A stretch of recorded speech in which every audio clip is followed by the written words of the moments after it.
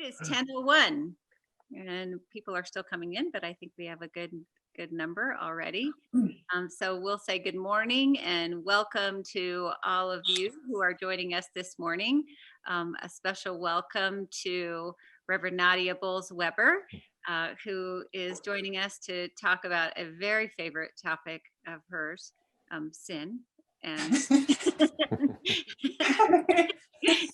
and redemption and forgiveness and all those things that go along with them. Good morning, Ian. Good morning. Thanks for doing this, Nadia. Appreciate it. This will be fun. Yeah, my pleasure. Yeah. We're really glad you're here. And speaking of that, we are so glad to be, no, don't leave. We are so glad to be in this new covenantal relationship that this is what Reformed theology calls the covenant, a covenantal relationship with you as a theologian in residence working with us and a couple other congregations. And so Nadia, I'm going to invite you to talk about this new role, both as a Lutheran minister and these partnerships affiliations you're having with other congregations. Yeah, thanks.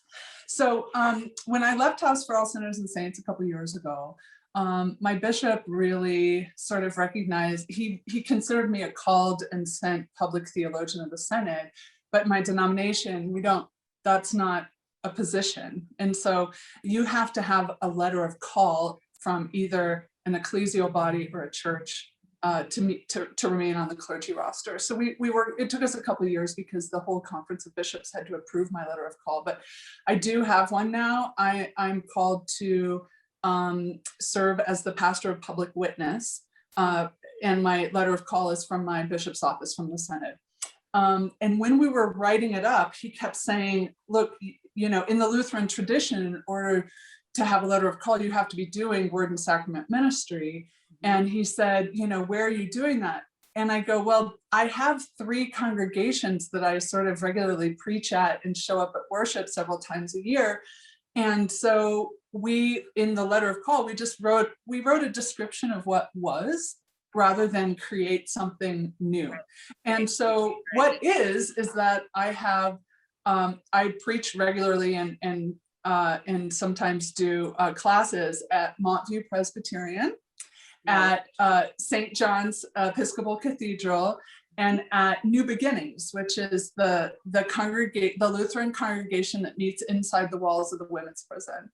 And so those are 3 places I do things regularly. And so we just put it as an official letter of call that I would have a connection to 3 local congregations, as I still do, writing and speaking, predominantly do writing and speaking and stuff elsewhere. We are thrilled to have this official on paper affiliation and relationship with you, because you're right, you have been so gracious in joining us in preaching and teaching and being a good friend of Montview. And so we're grateful for this. And what we hope, and I won't speak for Ian, but I think what we hope is that we can be a bit of a container that gives you support and space and enthusiasm about the work that you are doing in your own theology as a public theologian. Yeah. Ian, any additions to that? I just think people are going to be glad not to hear from the 2 of us all the time. So it's great to get tired of hearing from us. So having someone like you who spends, I know thinks about these things in deep ways and so thoughtfully, and has new language, I think that kind of disrupts some of the old patterns that we fall into, is great for a church like Montview. So yeah, well, I'm happy to be the relief pitcher. Yeah, exactly. Deep end. So we have people raising hands and all. I think what we're gonna have to do is probably not have questions from the crowd. I think if you want to put questions in the chat, you can, but I can't guarantee that we'll get to them. But we'll give you a shout out to that. So Nadia, what we decided is that you will read read a part of a talk that you give about sin, and then stop part way, and we'll process that together as a little conversation, and it'll be great. We'll take it as it goes. So take it away. Good. Thanks. So anyone who has followed my work and my writing knows that I have spent an entire career talking about grace. Grace is a thing that is seldom mentioned, seldom thought about, seldom truly celebrated. And yet I think grace can change us and change the world in a way that just trying harder, or just finally getting it right, or just being good never can. But in order to get there, in order to talk about grace and the way that God does for us what we cannot do for ourselves, we must talk about the thing the church has gotten wrong for so long. We must speak of a truth, a load-bearing truth on which so much of Christian theology hangs, that I know is true and yet seems to be denied everywhere I look, even though everywhere I look, I see confirmation of it. What I mean is that it feels like there is this twisted up thing inside of me that is convinced that the worst thing for me would be the best thing for me. If somebody hurts me, then that tangled thing is sure that destroying them is what will set me free from the shame of being hurt. And when I feel alone, that twisted thing says, maybe a few more Facebook followers will make me feel loved. Maybe if enough people like something I wrote, then that feeling of isolation will go away. And when I've made a mistake, then I become absolutely convinced by the twistedness that defending myself or blaming someone more guilty will rid me of the icky feeling of being wrong. And when I'm filled with economic insecurity, when I see commercials that ask me if I planned enough for my retirement to make sure that I can live that luxurious work-free existence that is the promised land of American life, then I think that I will feel so much safer if I just become more stingy. And every single time I'm wrong. So much so that I think I suffer from a disease called first thought wrong. And that twisted thing, just for shorthand, let's call it sin. So what I'm trying to say is that in order to speak of grace, which is my favorite thing to speak of, we must speak of why grace is needed, which means we must speak of sin. Number two, what is it exactly? Well, don't freak out, because unlike what many of us have been told, sin isn't a list of naughty things to avoid in order for God to love you. Sin is the self turned in on the self without a thought for God or neighbor. If you've ever been around a 3-year-old, you've seen it in action. Sin is that twisted up thing that makes me love that which can never love me back. And sin puts my hope in poison as if it's medicine. It's the twisted thing that makes us listen to snakes who say, you know what you need? You know what will make you feel better is that apple over there. Well, this is exactly what I need to be saved from. This is why I need grace. Cambridge University theologian Simeon Zoll, who's a friend of mine, his family, the Zolls, they have a thing called Mockingbird. You can look it up, mbird.com. They're like my theological kin. So if people dig anything I'm laying down, you can find it much more better articulated and much more content over in Mockingbird. But they are basically Episcopalians who are theologically Lutheran, which is basically what I am. Anyway, he calls, he uses the word sin to describe what he calls this, the fundamental flaw in the human system, a flaw that explains why the system keeps throwing up errors, the flaw that explains why everything gets distorted, why, as he says, plans go wrong, communications fail, good intentions decay. He says that in so many things that happen, there is a slight tilt toward the perverse and the cruel, or what he calls a fundamental bias against flourishing that appears to be written in our hearts. Or what I earlier called the twisted, tangled thing that convinces us that we are justified in seeking our own interest at the expense of others. Okay, so that's my introduction. Maybe we can go. That's me clearing my throat on the topic of sin. Great. It's great. It's great. Thank you. Nadia, say again his name and It's all Mockingbird. Mockingbird, but the website is M as in mother, mbird.com. And they have a journal, which is like an arts and literary journal that has a theological bent to it. And they have a website, they have conferences, they have a podcast. Right. Yeah. Great. Uh-huh. Okay, Ian. That was great. I identify with a lot of that. It's great language for it, and the thing I keep, and I'm sure we'll get into this, is the why. Why is our heart twisted? Why is there this flaw in the system? I mean, it just drives me. That's where I get stuck. But in terms of, and I'm sure we'll talk about that, the definition of sin. I find it helpful for me to think in terms of, not so much that broad, sin is missing the mark, or sin is being out of relationship with God. All that's helpful. But to think about a little more in the concrete level of sins of, sins of cowardice, or sins of hatred, sins of hunger, lust, greed, something, whatever.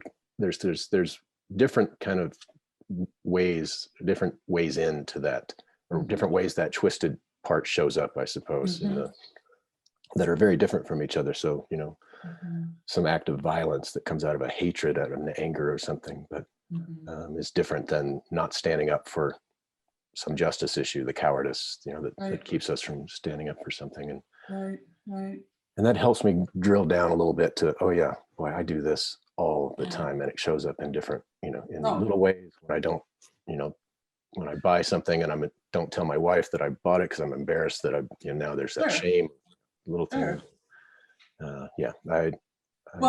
I published a piece just this morning about the cross and about Holy Week, and in it I'm like, there's the need, there is a human need within us for wholeness, for love, and that it's not something that's fully completed in ourselves. And I think that accessing our relationship to the divine is where that fulfillment is. And yet, in a million ways, we think we should be able to be God for ourselves.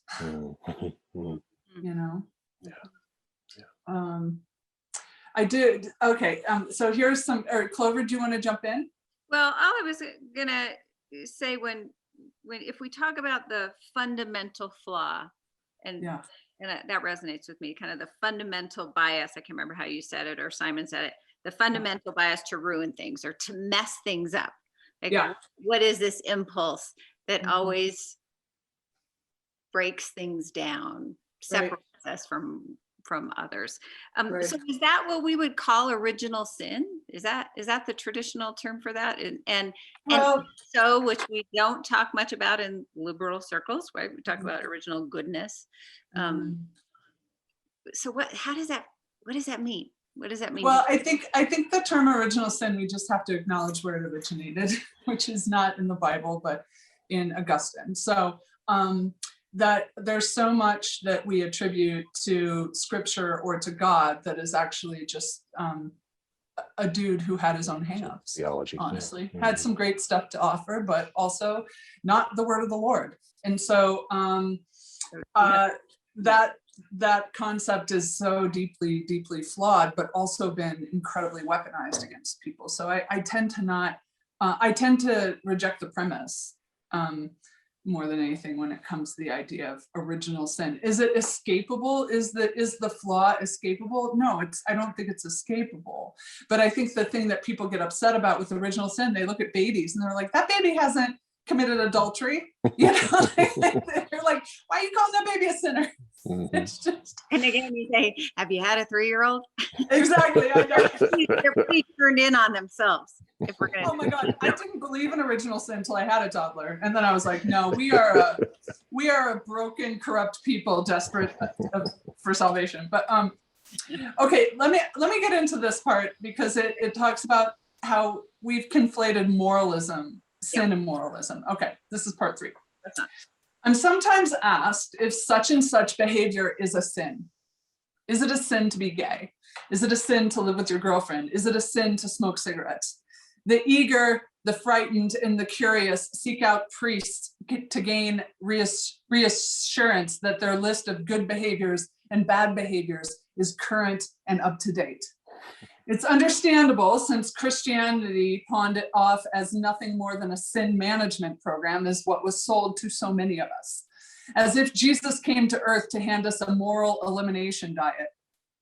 They will know you are my disciples if you don't drink and don't smoke and don't swear and don't have sex outside marriage and don't be trans and don't be gay and don't vote Democrat. You know you are Christian if you are really good at not doing things. And when it comes down to it, so many of the things we as Christians are supposed to not do are pleasurable things. So I understand why people are turned off by the word sin, a word used by the priggish to label the Hester Prynnes of the world, a word that is taken to mean bad dog. A sin, a word connoting the naughty things some people do in secret, things for which they should feel deep shame. Sinner, you who have fallen for Siren's song and taken what is not yours and felt pleasures that good people know better than to indulge, you who have eaten the Turkish delight that the white witch offered.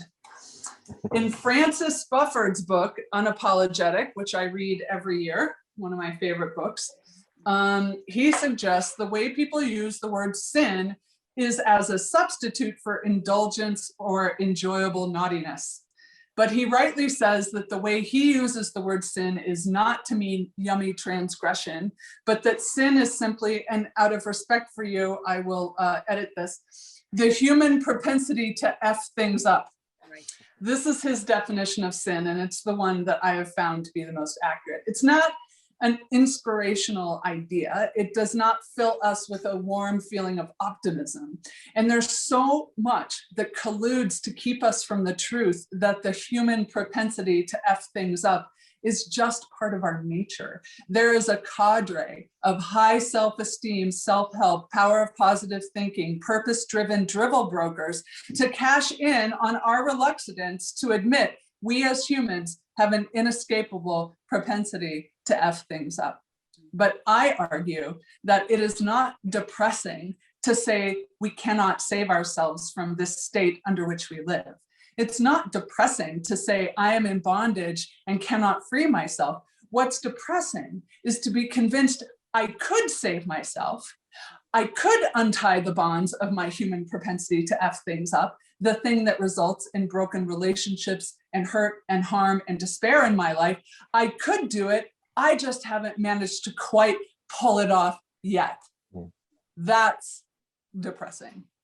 The thing that keeps us from embracing the doctrine of sin, which I see evidence for every day of my life in my own heart, but this is what Ian was saying, evidence every day of my life in my own heart and head and actions. The thing that keeps us from just throwing up our hands and saying, fine, it's true, is not that we truly do not think that there's a fundamental flaw in the human being. It's that we need so deeply to think of ourselves as good. And we cannot allow two opposing things to both be true. If we are bad, that must mean we are not good. And if we are good, it must mean that we are not bad. Simply put, we struggle with paradox. But we are all simultaneously sinner and saint, 100% of both all the time. But we are both cruel and tender, pathetic and noble, honest and filled with deceit. Yes. Yes, that's it. Well, I'll go in a different direction or the same direction, but a different addition to that. Ian, do you want to respond? We'll stay Oh, no, I thought you go ahead. Yeah. Well, when we were just talking in the last chunk, it is the paradox, the dichotomy, the inability to do the both and that I think is what, yeah, that's our human inability to hold tension. Right. we so much want it to be, as you said, this or that. Right. So yeah, I'm going to make the leap to the killings in the last 10 days. Mhm. And the particularly the young man in Atlanta. Yeah. That young man, the horrific act, and the horrific act of killings out of this, I think, deep shame he had for his obsession that the church, I think, that Correct. he grew up in, did Right. not give him the freedom to say, you are both, right? You are both sexually obsessed or whatever he felt it, but there's no way that label didn't come from the church. And then those messages that he had that weighed him down, and how freeing it would be and should be for all of us every time we walk into church, should be a relaxation that we are not good. I mean, simply that we are not good. How freeing could that be? And so then if we hold all that dichotomy and paradox together, we can say that's not my sin or my obsession or my fixation, what that person has, but it's the same. Right. Right. It's the same. And how do we free each other up to just come clean, to come clean, and then have freedom and liberation from all of that. So anyway, the dichotomy and the paradox, I think, is what in some way is how we are set free, if we can hold that, if we could learn to hold that together. Yeah, but instead the church often adds to the burden rather than the liberation of it, Right. Because shame, what does the shame want? Right. Shame is it is the load, right? It's the load that is crushing, and it makes us want to isolate. It makes us want to go, just pull back. And then ultimately the biggest fear is that it can end up in violence, in that kind of violence, because it's become so inward that it becomes a violent act outward, in that case of the young man in Atlanta. I think it's not just the church, though, I think is an important point. So Simeon Zoll's brother, Dave Zoll, wrote a book called Seculosity that came out last year. And he makes the case that striving mentality, the fact that we can somehow get enough points on the board to be worthy of love and to take space on the planet and be seen, that is just transferred a million other places. People think they escape it if they leave religion, but instead of only thinking like the man in Atlanta, instead of striving to only think clean thoughts, now we strive to only eat clean food. Or rather than going on about how much time we spend at church, it's how much time we spend in the gym. And so that the striving mentality is one of the biggest lies that human beings love to buy, and there's so much money to be made off of telling people how to strive correctly to get there. That's why I always talk about that feeling of conviction between that I feel all the time between my ideal self and my actual self. I always know the distance between these two things. This is how I judge where I am in the world. And it's something that people suffer from in a million different ways. And where are we getting a different message? That's always curious to me. Where is there something that is an alternative to that? Well, and is there even an alternative in the secular, as badly as the church messes this up so often? The idea of grace, or that there is this, that you can't, that is the secular message. I think that there is no third thing. There is only me and my striving to be good, to be the best at my Pilates class or whatever I'm doing. Right. And it is so interesting that the church has it in baked this theological idea. And even at a place like Montview, where so church ought to be the place where you can show up and show your damaged self and it's okay. That it ought to be the one place all week long. The world itself is not. Totally. Just And you ought to show up. And even at a place like Montview, where we've got the theology and we're preaching that theology, I still feel when I show up there, and I know others feel, that I ought to be bringing my best, my Sunday best, right? We even talk about that. Yeah. And it's hard. I know. I do. Look, I don't discuss this stuff because I'm like some kind of I've accomplished it. Like I'm obsessed with this stuff. I never thought that. It's okay. Well, Clover's one of my closest friends, so she knows. She's very clear that I'm far from accomplishing this. But it's not because I have an excess of grace. It's because I'm just aware of how desperate I am for it. So I've tried. The thing I always say is, look, I've tried trying harder. It doesn't make me free. It just makes me tired. So what is what's the role that we do have a role ourselves? There's it's not all. So if you're trying to, there's some sin that you're trying to, that you want, you need God's grace, but it's the paradox that we also have to want it and try for it. And so if you're giving up, something, or trying to change your life in some way, there is this role for us. And I get stuck in that same dichotomy of we can't help ourselves versus, well, but you at least got to be. It's the paradox, because I find that I'm closer to some sort of shift that I feel like I am leaning towards when I try less hard, not when I try harder. That's the paradox. I had a yoga teacher who would give us the cue, try less hard, and it would always work. That's like a word of grace. Try less hard. I do. Yeah. Sorry. Clover, did you have something you want to? No. You know me. I just want to keep going. No, it's good. I just keep feeling the physicality of that. When you say try less hard or be gentle with yourselves, it just, your shoulders drop. I always feel like my hands open up, like, oh yeah, that's right.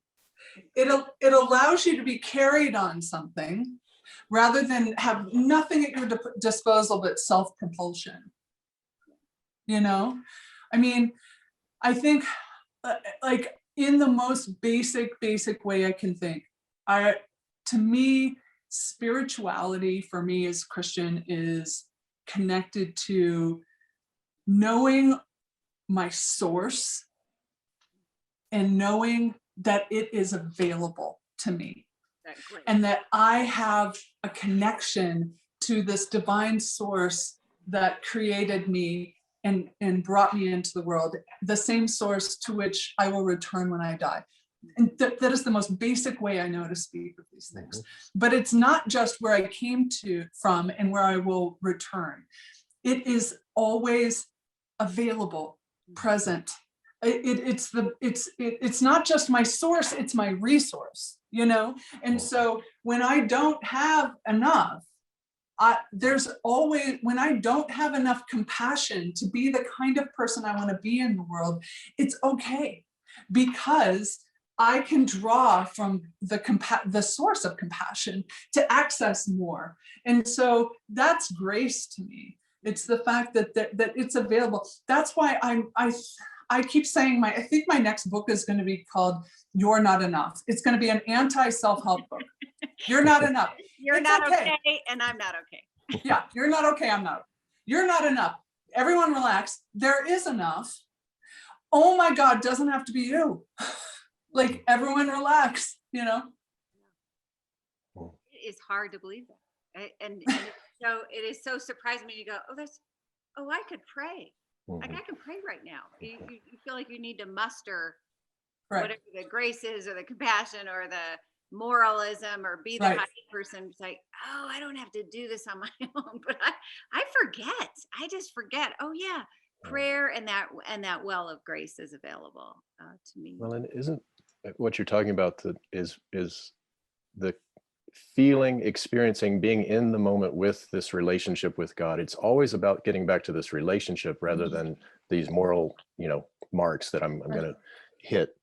And not even just divine relationship, but even relationship with others. If I'm sinning against my wife because I bought that thing and didn't tell her about it, but the real sin there is not some moral thing that that you shouldn't spend over $200 or whatever. But I have hurt. I'm hurting I'm out of relationship with her, and it's always there. We can always and I think maybe she would reject it, but the possibility is there both at the divine level and the human level of coming clean and being back so that don't try so hard or try less hard is also about just go back to the source go back to the relationship. But if you work on that, the rest will, you're okay. Yeah, that's where the energy comes from. That's where the love comes from. Right. That's why, in the Christian tradition, we have the most extraordinary treasure when it comes to this stuff. Repentance is an incredible idea. What could heal the world if everyone repented right now? Do you know what I mean? If everyone just threw up their hands and went, I was wrong. I made a mistake. I'm ready to think of things differently, myself and other people. I'm going to stop fighting this thing, whatever. That it would heal the world. So we have at our disposal these extraordinary gifts of wisdom that nobody has to even intellectually assent to the same theological propositions I do. And that's what my work is as a public theologian, is that most of my work is more out there than it is in the church. And it's to say, I describe it as, I feel like I'm constantly sneaking into the cathedral, looking around for the most beautiful, valuable things, hauling them into the front yard and slapping a free sign on it for everyone. It's like a secret in plain sight. We got this gift, and it's just like you just have to keep saying it, even within the church and outside. We keep. And instead, we argue about the color of the carpet in the narthex, and yeah, it's very important to some of us. We're building we're picking our signage this week, so don't think that's so small.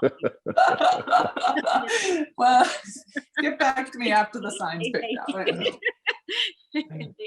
Okay, should I keep going? Yeah, well, let me say. Okay. Yeah, go ahead. That just the confession, grace, confession, repentance. We've been talking about this.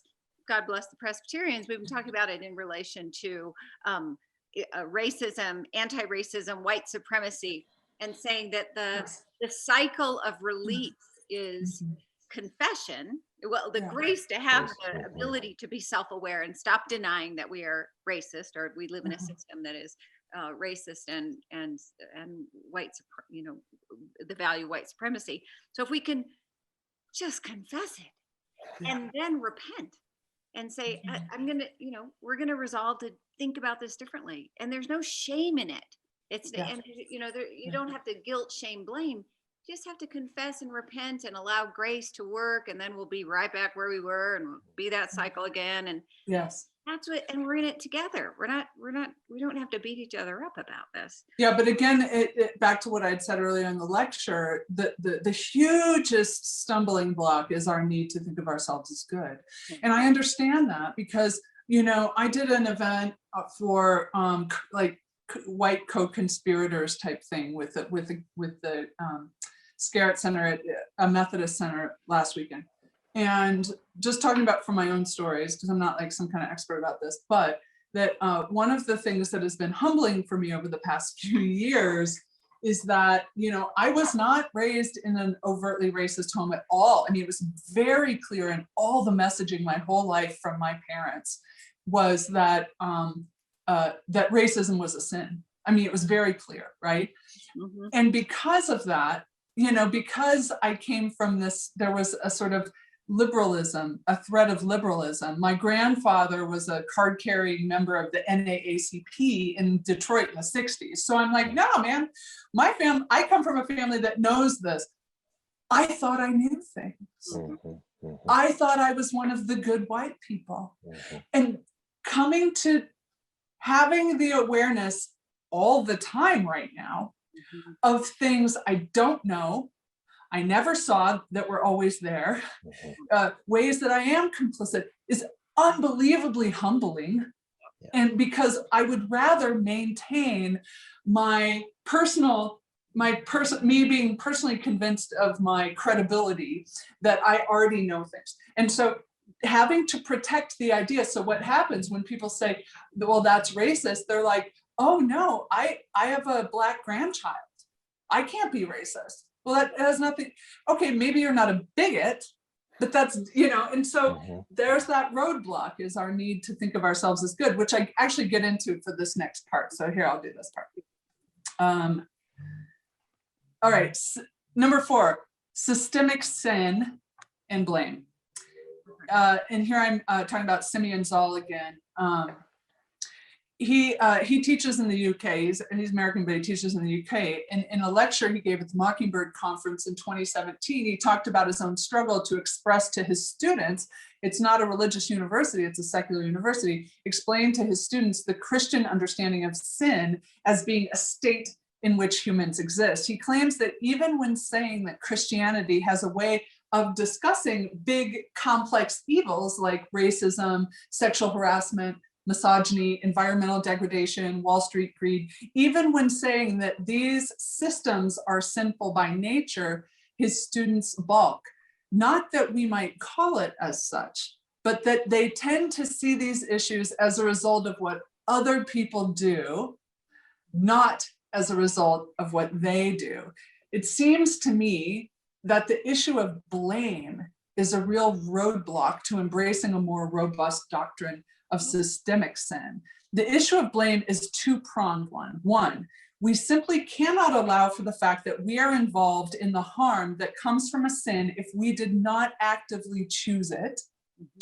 And two, we need to feel free from blame and will go to great lengths to avoid feeling bad when faced with the original sins of this country and the wealth and systems of power that were developed through unpaid labor of enslaved Africans. We might look at it and say that was a sin, but since it was not a choice made by me, since I never owned slaves and I always smile at Black folks who walk past me and I voted for Obama, then it's simply unfair to blame me for racism.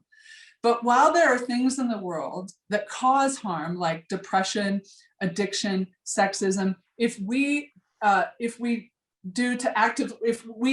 choose these things, it would be unfair to blame us for the harm that is caused by things that we don't what I'm trying to say, it's unfair to blame us for the harm caused by things we don't actively choose. But what if, and here's a thought, and it's not that well formed, but what if we replace the word blame with the word involved?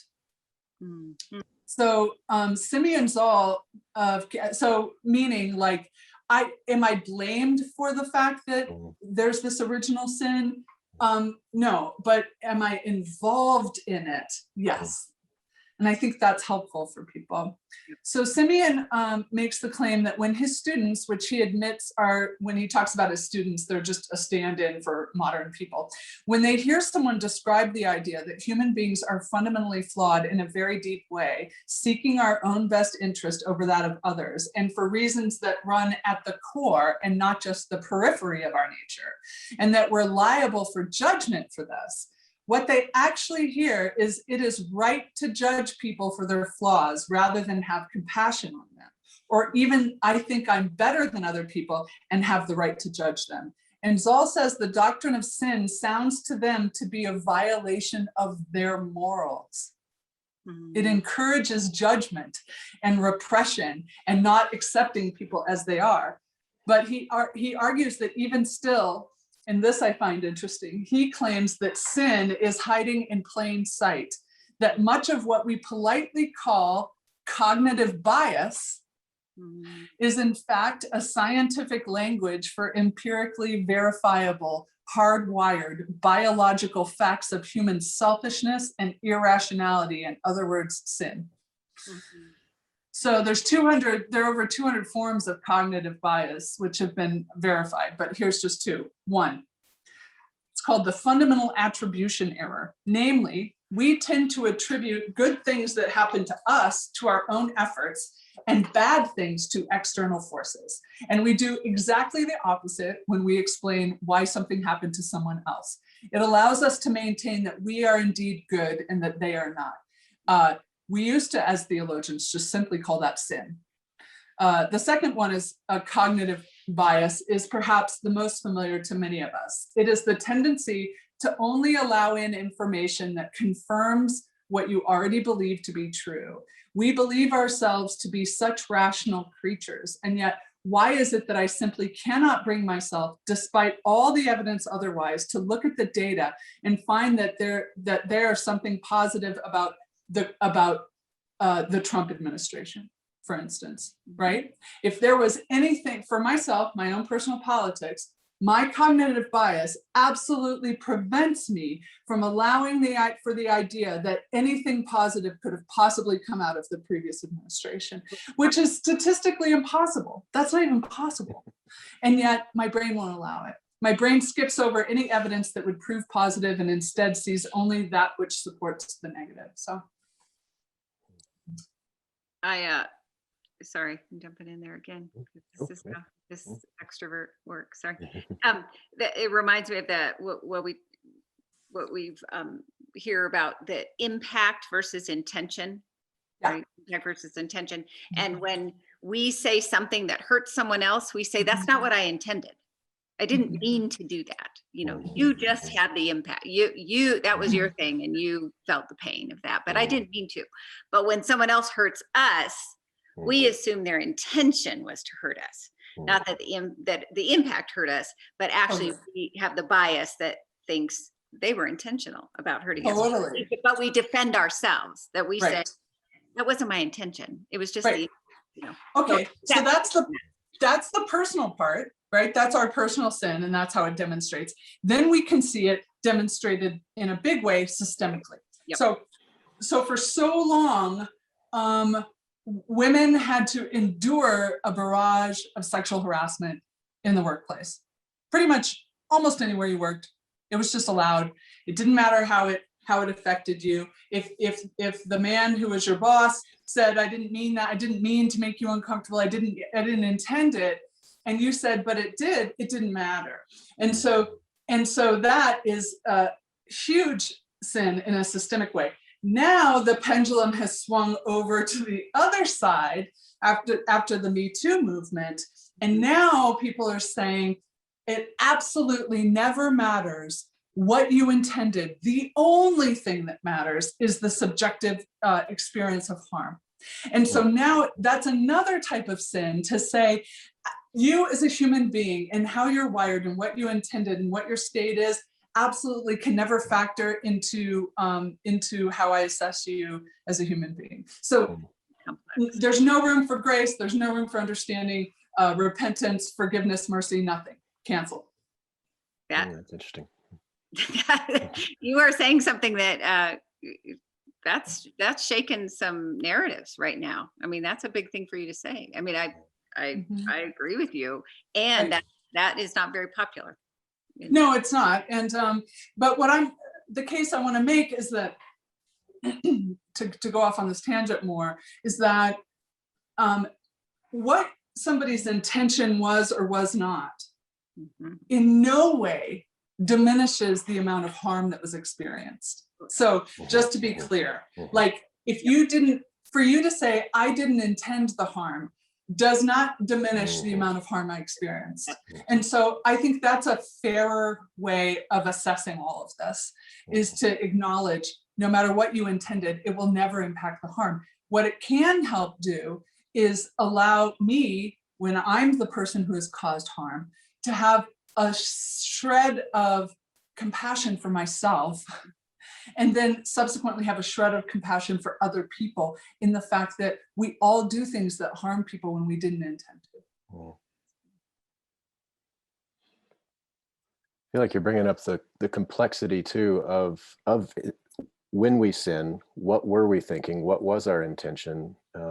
Mental health issues get engaged there for me, right? Like the Boulder situation, I don't know, I haven't read enough to know if I heard that there was some mental health issues. I don't know if they've been identified, but if you've got someone who's literally hearing voices and they do something, versus we all hear voices in a sense that are telling me I've been socialized to think a certain way and do certain things, and gosh, that's a real theological tangle for me when I start to think about, is it a different kind of, are we ever, ultimately I get to this dead end where we're not responsible for anything because we haven't, it's the voices in our head, it's our socialization, it becomes psychology instead of theology. And I get really stuck in that place. I don't know if that's helpful. Yeah, no, I know what you mean, but then are we also going to be responsible for everything? I mean, that's where the paradox is such a hard thing for us, because but you got to go back to it. Yeah. We'd so much rather default all the time to really binary thinking, to really dualistic thinking. Yeah. Either you're to blame for everything or you're to blame for nothing. I don't think that's true. The truth lies somewhere in the middle, Yeah.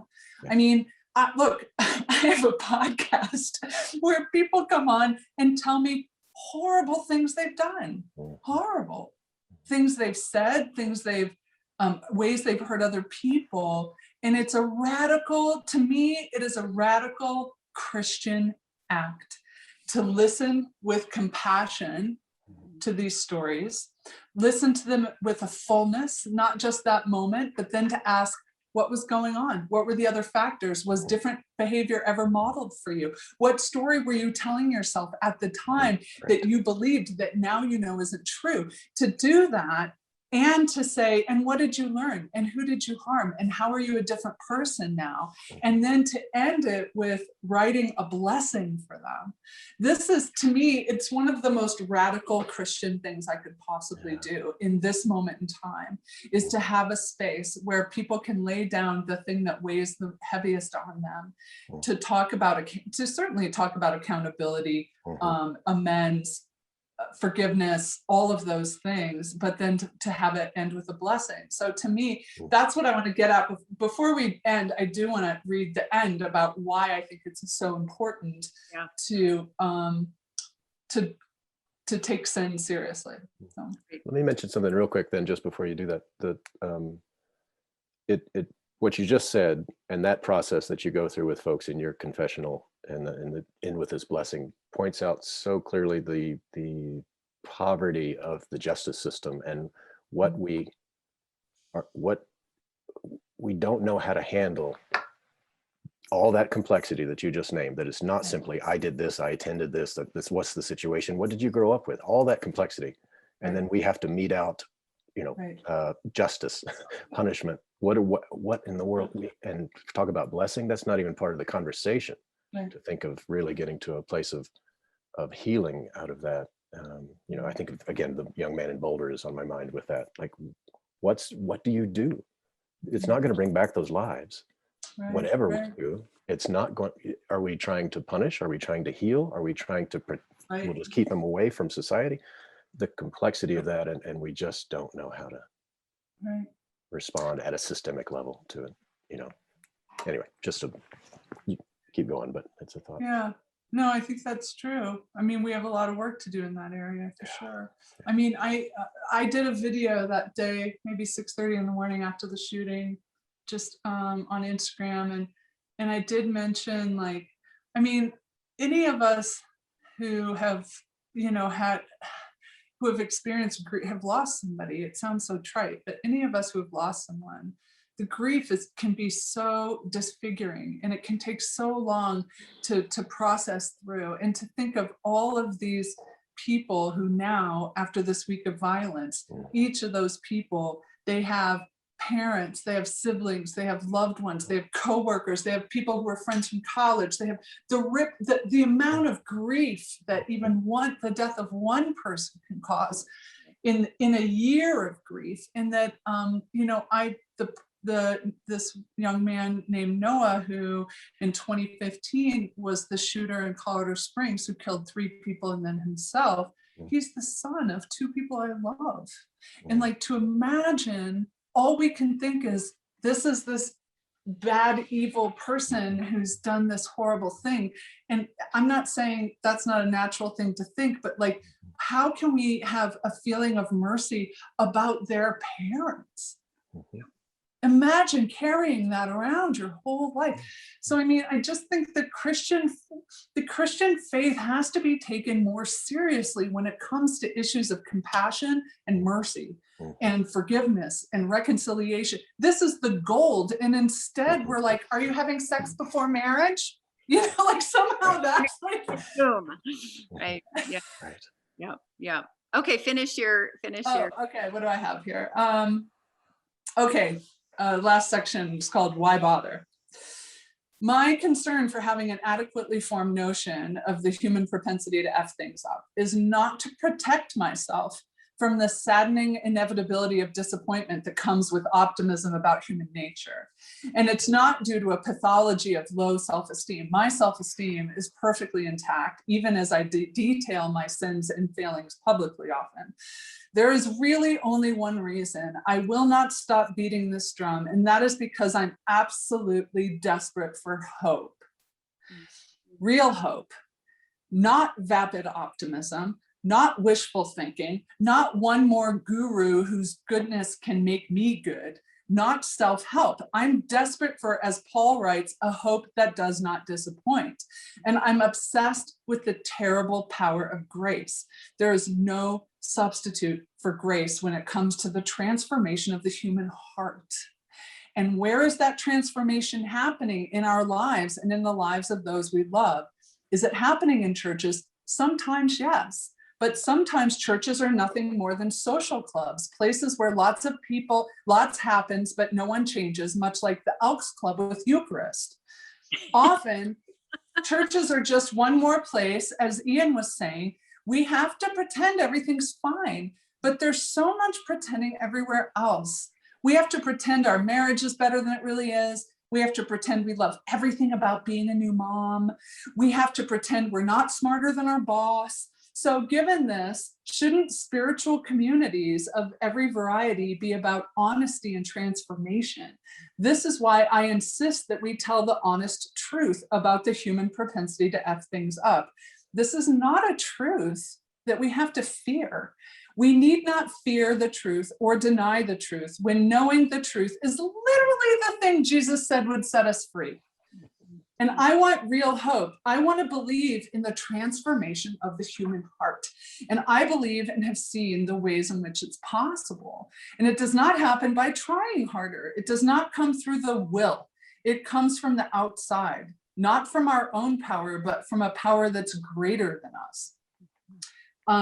And then I go to talk about Alcoholics Anonymous, just in terms of it being a place where we see actual transformation of human beings. I'm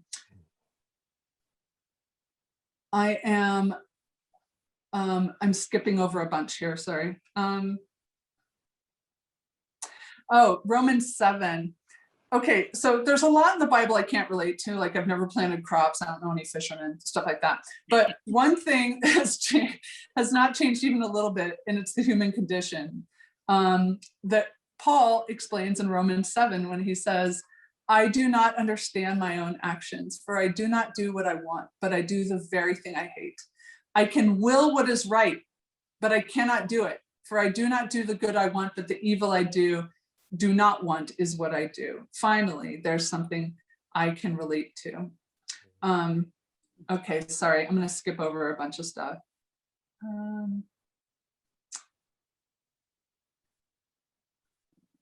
Well, while you're looking, I mean, what a remarkable to have that confession in our scriptures and to have Paul. Amazing. It is amazing that he goes into that little piece. It's unlike a lot of his other parts of his writing too. That it's just like for a moment he's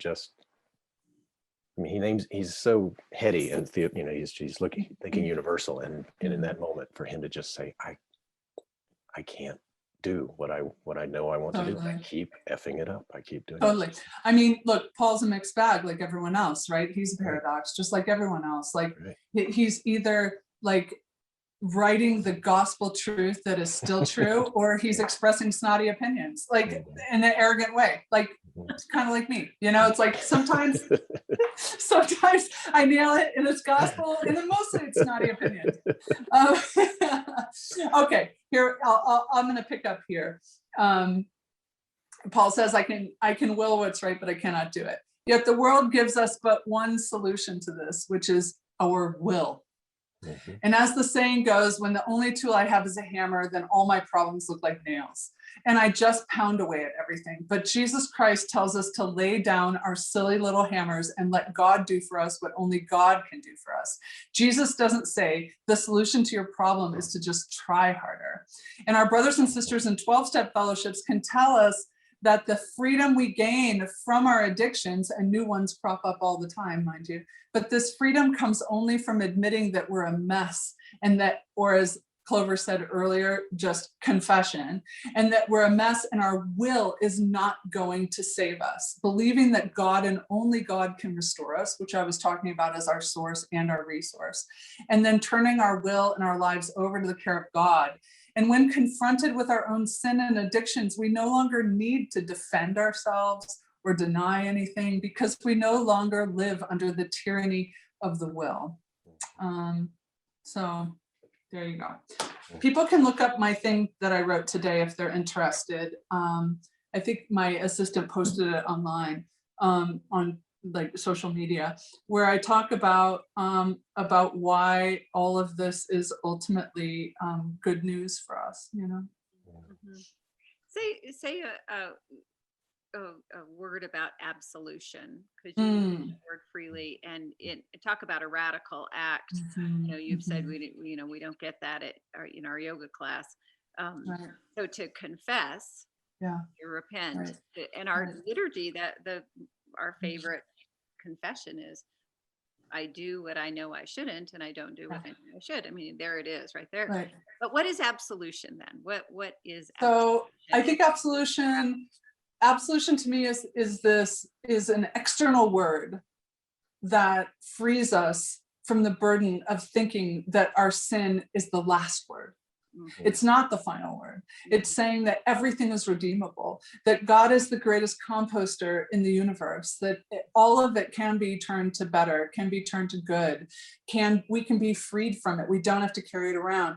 I just wrote an essay for an episode that comes out in a couple of weeks on the confessional, and I talk about that movie, The Mission, that Robert De Niro starred in, and he's this despicable character. He's a slave trader. He's a mercenary. He murdered his brother in a fit of jealousy, and he says to this Jesuit priest, like, I'm beyond redemption. There's nothing's going to work for me.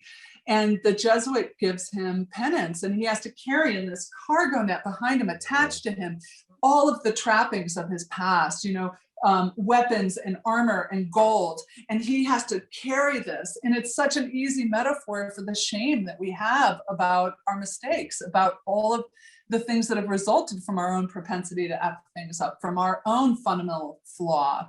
And then when he finally hoists it up, at one point, it's cut loose and he goes back to get it, which I'm like, don't we do that too? Like, we can be freed from something. And Martin Luther said, it is the devil and not God who rummages through the garbage looking for already forgiven sins to rub our noses in and say, this is who you are. And so he goes back, ties it back on. When he gets to the cliff, he finally climbs with this burden. Somebody else cuts that rope, and he watches this just fall down through the fog of mercy down that cliff. And like, it takes another person's hand to cut the rope.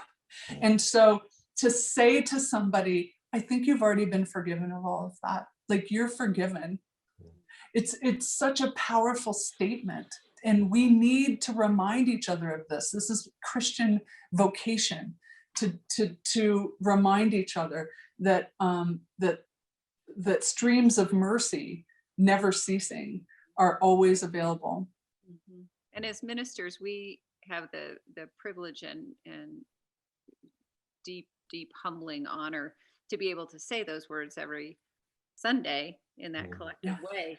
And for in the Reform, we talk about, in the Reformed theology, we talk about the priesthood of all believers, that is our vocation. They're free. But the power, I would would, probably, I do have a snotty opinion, and I'll just put it out there, do what you will with it. I don't know if you guys change wording in your liturgy, but there's something really particular in Lutheran theological liturgical understanding, and that is the direct address. And so sometimes I'll be in churches and the absolution will say, God forgives, may God forgive. God is forgiving of all of these things. So that's a nice description, but to say, God forgives you of all of your sins, you are forgiven, is this direct address that enters into my ears in such a different way. So when I've done liturgies places, I have tended to change the language so it is a direct address instead of a description. well, that fits where I was reminded when you said that it's not just on Sundays, but the power of being in a hospital room or on someone's, and the power we are given to stand in for that holy. Because you're really, it is back to that relationship. They can hear that in a way they can't give themselves. They can't get back to that relationship by themselves. But if you say it as the stand-in for the holy, it's the most powerful thing any of us get to experience. And absolutely, I agree. Yeah. Big fan. Reconciliation. Yeah. To stand in the breach. Wow, this was great. Thanks, Thank Nadia. you. Yeah. We could go on, but thank you for reading what you wrote, and thank you for allowing us to participate with you in that conversation. I know we have comments, and thank you all for commenting and your thoughtful reflections. But may we all go in peace as we go into this holiest of weeks, and as we face the redemption of the cross and the grace of that. Yeah. All right. Thanks, Nadia. Thanks, guys. Soon. See ya. Bye. Bye. Thank you.